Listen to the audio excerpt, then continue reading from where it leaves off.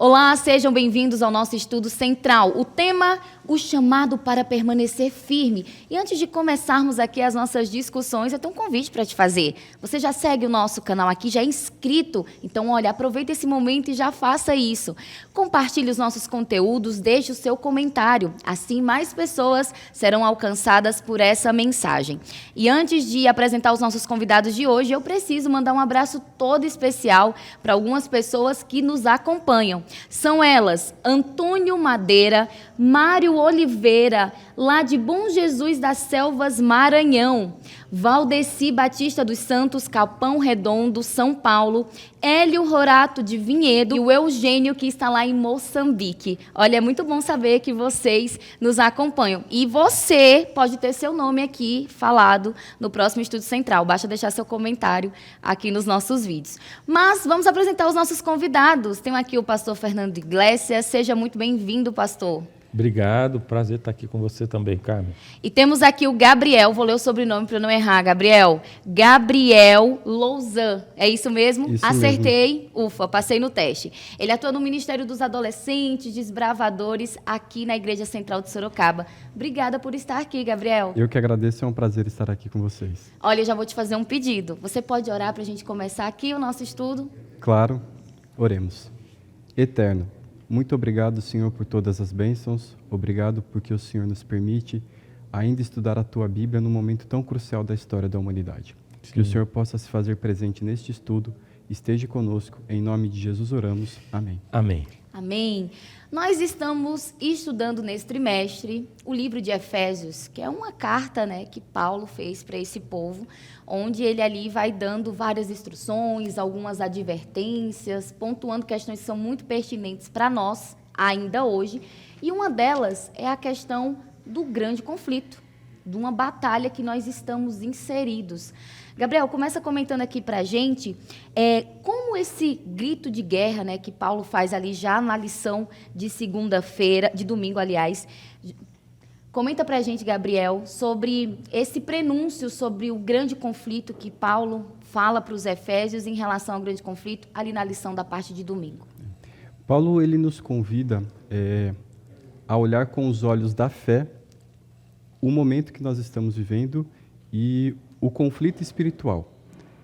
Se nós pegarmos o texto de sábado, de 2 Reis, o servo de Eliseu, ele estava muito assustado com tudo que estava acontecendo e com o exército que estava acampado do lado de fora. E aí Eliseu, então, ora por aquele servo para que ele enxergasse o que realmente estava acontecendo, e aí, após a oração de Eliseu, ele enxerga o exército dos anjos acampado ao redor. E Paulo, nessa lição, ele vai trazer justamente isso, que nós possamos enxergar o grande conflito e que a gente possa se preparar devidamente para essa guerra espiritual que nós estamos enfrentando. Pastor, se abster do grande conflito é uma opção no contexto onde estamos inseridos?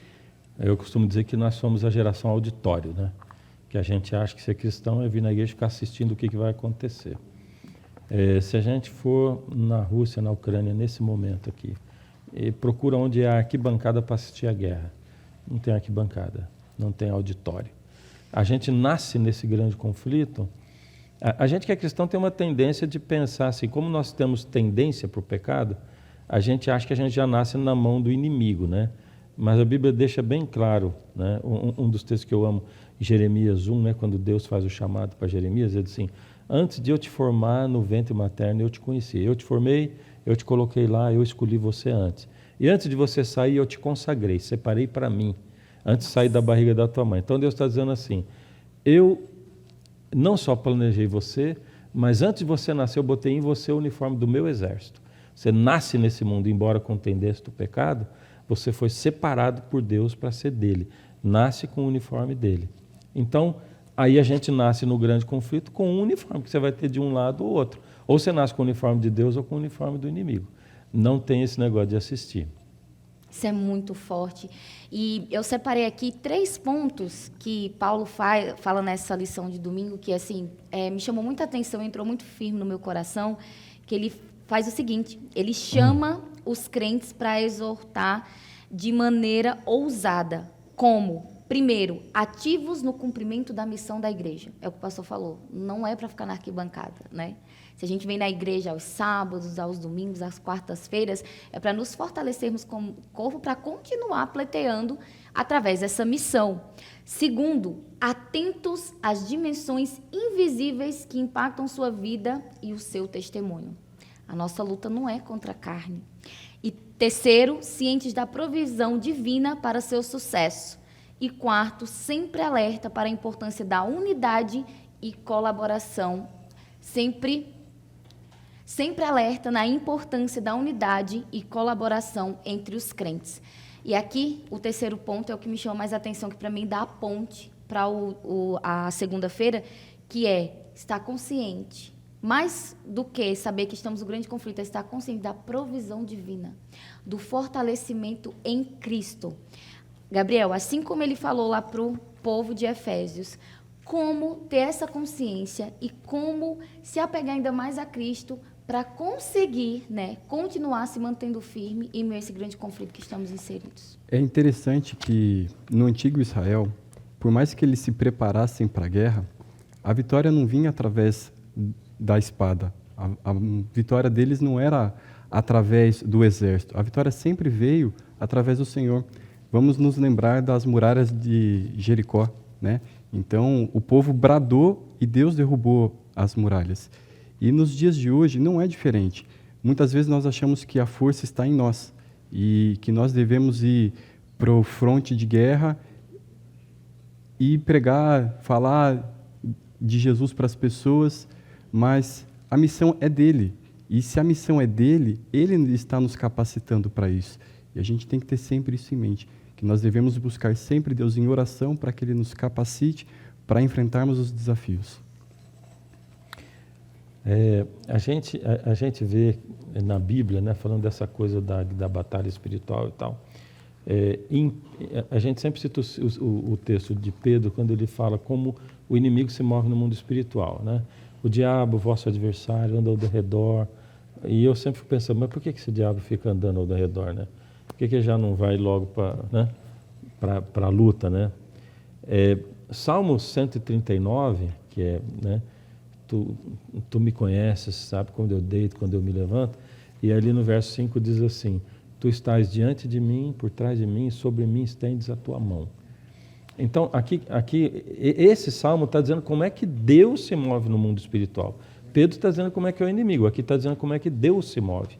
Então, quando eu conecto com a videira, quando eu conecto com Cristo, eu recebo essa armadura, que também pode ser chamada de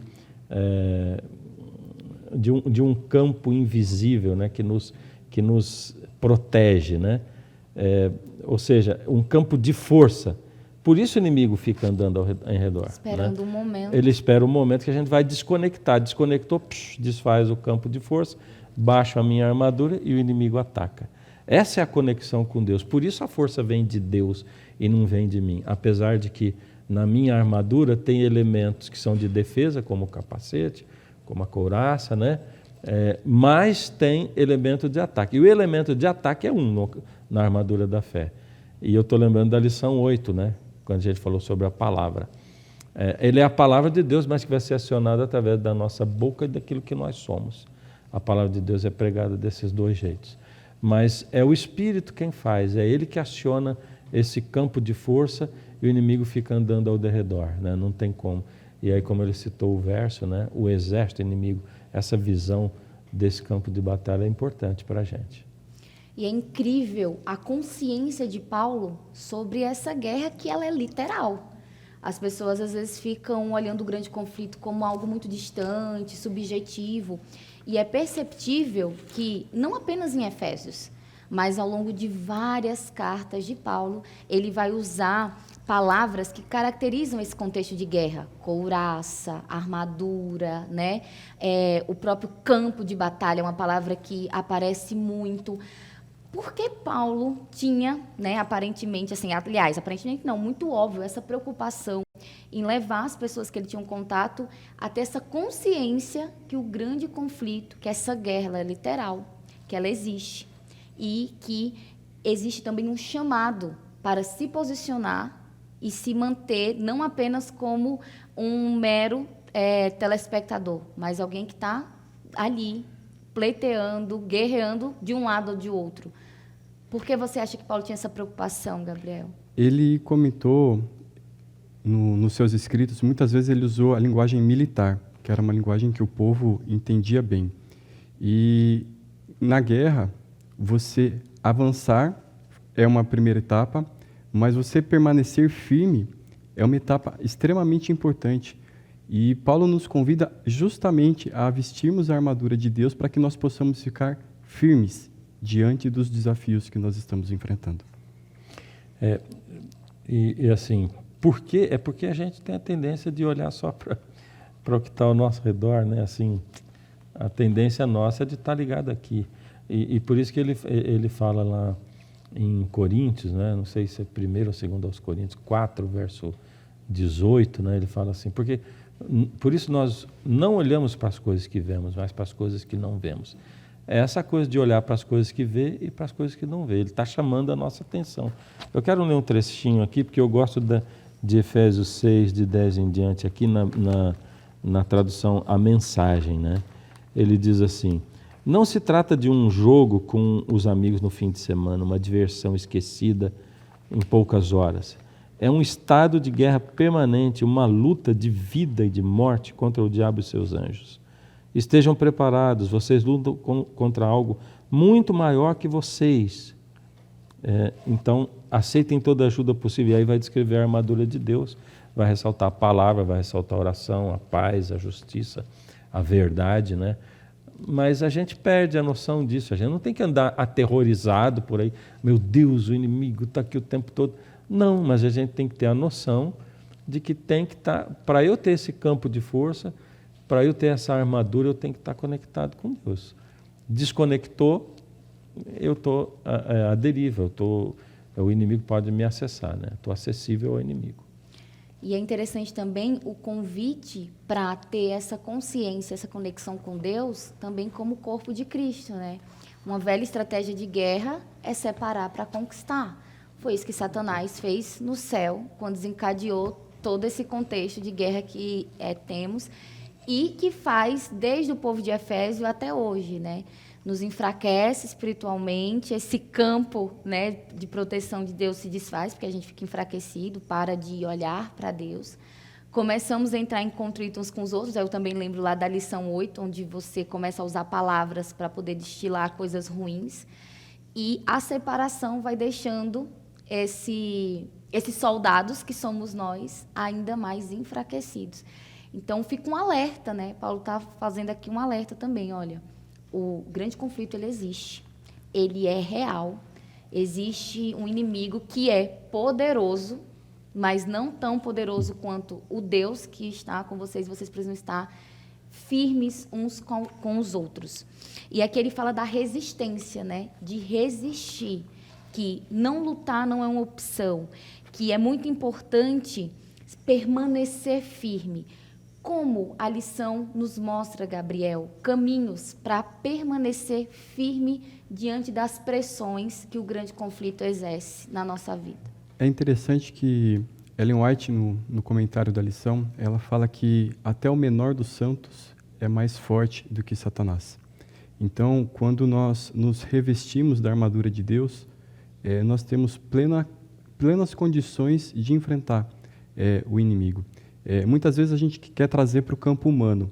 E como é que eu vou lá na frente e lidar com alguém que é mais poderoso do que eu? Mas como o pastor tem comentado aqui, esse campo de força que é a armadura de Deus, quando nós nos revestimos dela, nós estamos protegidos por Deus para enfrentar os desafios. E é interessante que na lição desse dia fala sobre o trabalho em equipe. E é importante que a igreja como um todo, todos nós possamos estar revestidos da armadura para que um possa, inclusive, proteger o outro, né? No campo de batalha, um soldado, além de se proteger, ele protegia quem estava ao seu lado. E quando todos nós estamos revestidos da armadura de Deus, nós, além de nos protegermos, nós protegemos o irmão que está ao nosso lado. Vamos pensar nas batalhas da Bíblia, né? A gente pensando em Josafá, quando o povo diz assim, aqui vocês vão só assistir. sai cantando aí que Deus vai ganhar. Né? Eles tinham uma parte, né? Mas a parte era só participar daquilo. Era oferecer uma resistência. Resistir ao diabo, ele fugirá de vós. Não está dizendo assim, Deus não está dizendo que você tem a obrigação de vencer o diabo. Porque, como o Gabriel disse, a vitória não é nossa, ela é de Deus. A nossa obrigação é só resistir. Algum tipo de resistência, né?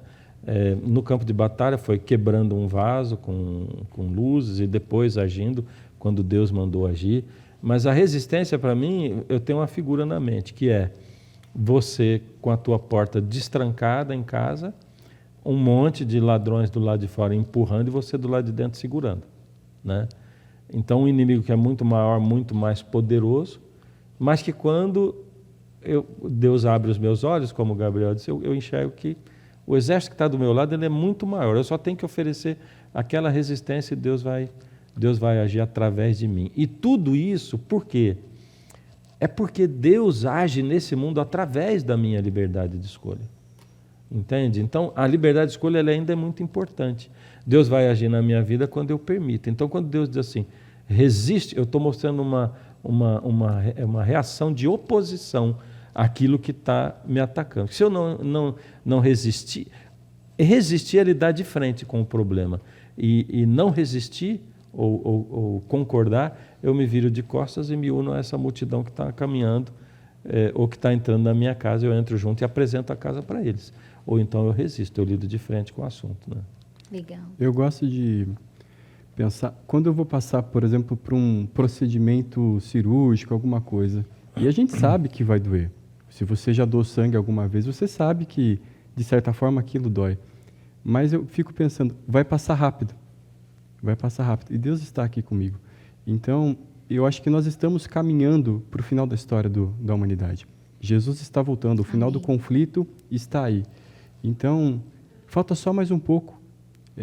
Vai passar rápido. Se a gente resistir só mais um pouquinho, Jesus volta e nós viveremos eternamente com Ele nas mansões celestiais. Amém. E eu acho que de uma maneira muito prática, me corrijam se eu estiver errada, né? Mas enquanto vocês falavam, isso ia se fortalecendo no meu coração.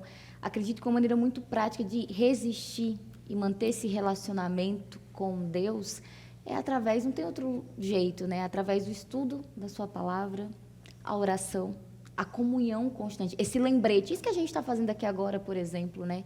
Pegar a Bíblia, ler, se debruçar sobre ela, em comunidade com irmãos, né? Como igreja ali, como corpo de Cristo, fortalecendo uns aos outros, para poder, de fato, continuar resistindo a esse grande conflito. Então, eu vou aproveitar aqui e já vou fazer um parêntese. Quantas vezes você leu a Bíblia essa semana? Quantas vezes você orou? Quantas vezes você se reuniu com amigos para falar da Bíblia? Quanto você pensa aí no seu coração? A gente já está quase caminhando para o final, mas eu não posso deixar de citar aqui a parte de quinta-feira que chamou muito a minha atenção. Paulo, ele lista variedades de títulos para os poderes espirituais do maligno. E às vezes a gente tem uma coisa assim, mas não pode falar de Satanás, porque se a gente fala dele, a gente tem que falar mais de Deus, né, do que do inimigo, a gente tem que enaltecer mais Deus, e eu concordo realmente. A gente não pode ignorar. Exatamente, eu concordo que a gente tem que falar muito mais de Deus, que é muito mais poderoso, né, que é digno de toda honra e toda glória, mas a gente não pode ignorar. E isso me chamou a atenção. Paulo, ele lista. Por que Paulo faz isso para os Efésios? Ele sai listando uma variedade de títulos para os poderes espirituais do maligno. Qual a intencionalidade que há em Paulo fazer isso? Nós nunca devemos subestimar o poder de Satanás. Ainda mais no momento que nós estamos, que a história desse mundo está acabando, ele sabe que pouco tempo lhe resta. Então, além de estar muito furioso, ele está descarado já, ele ataca com todas as suas forças e ele tenta de várias formas atacar o povo de Deus. Me veio agora a história de Balaão, né? Ele foi contratado para amaldiçoar o povo de Deus, mas teve uma intervenção divina e aí ele não pôde. Mas se a gente continuar a história de Números, a gente vai ver que depois ele se infiltrou no povo de Deus, o casamento entre as tribos vizinhas. E aquilo foi uma desgraça para o povo. Então, Satanás, se ele não conseguir de um jeito, ele vai tentar de outro. E por isso que nós devemos estar sempre vigilantes, porque Às vezes uma tentação que para você é muito complicado de resistir, para mim não é. Mas aquilo que é fácil para você, para mim é difícil. Então nós devemos estar vigilantes o tempo todo, porque Satanás ele é astuto.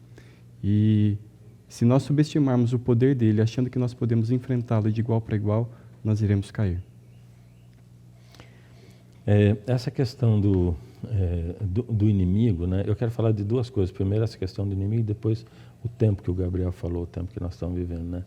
Mas essa questão do inimigo, ela é muito real, e a gente, ignorando, é como se não existisse, e a gente fica assim muito suscetível às ciladas dele, né? Então a gente tem que lembrar, sim, que ele existe e que ele se manifesta de muitas formas. Quando a gente se omite, ele se manifesta também, né? Eu, até esses dias, há 2 semanas, estava conversando com um amigo meu, psiquiatra, né? Porque aconteceu uma coisa que vieram me trazer, e eu me lembrei de uma coisa que tinha acontecido lá atrás. Era a manifestação demoníaca em criança muito nova, né? Nossa. Criança de 2, 3 anos, né? Então, assim, e eu conversando com ele, eu tinha a minha opinião, eu queria saber, ele como psiquiatra adventista, é possível dizer, eu acho que é possível, sim. Eu acho também que é possível. Aliás, é possível. No caso, nos 2 casos, as avós dedicaram essas crianças, né? Nossa. E ligadas a poderes, né, que estão ligados diretamente com o mal. E os pais simplesmente se omitiram e permitiram que aquilo acontecesse, né? Então, aquilo tem que ser quebrado, não tem jeito. Você tem que interferir e reclamar para Deus a liberdade da criança, né? A liberdade de escolha da criança, e advertir os pais, olha, você tem que interferir nisso, né? Então, o inimigo ele é ativo, de maneiras que a gente não se lembra. Agora, o resistir, ele está em ter comunhão com Deus, em estar ligado com Ele, e ele está também em nos posicionar, entende? Quando eu digo assim, o povo cantou e Deus ganhou a batalha, mas eles cantaram. Eles estavam com o uniforme do exército de Deus, e eles estavam confrontando o exército inimigo. Então, esse é um momento, e aí eu volto ao que o Gabriel falou, porque a Segunda Grande Guerra Mundial, eu não me lembro quantos anos durou, mas durou anos, né? E enquanto ela existia, ela estava ali, aquele embate, aquele combate e tal, até que ela terminou. Mas antes dela terminar, 1 ano antes, aconteceu o dia D, e esse é considerado o dia em que a guerra foi ganha, que foi quando os aliados desembarcaram ali na Normandia. Esse considerado o dia D, quando a guerra foi ganha. Porém, ela foi terminar mesmo 1 ano depois, né? A gente vive o dia entre o dia D e o fim da guerra. O dia D foi Jesus na cruz. Ele determinou a vitória, ele ganhou essa guerra, né? E ele só não voltou ainda. Mas agora nós estamos muito próximos. Por quê? Porque o mundo está se posicionando de uma maneira muito, muito clara contra Deus. O mundo está se posicionando contra Deus, rebaixando Deus, rebaixando a Bíblia, rebaixando a criação. Por isso a gente é chamado a pregar a mensagem dos 3 anjos, né? Vinda é a hora do seu juízo, aquele que fez o céu, fez a terra e tal.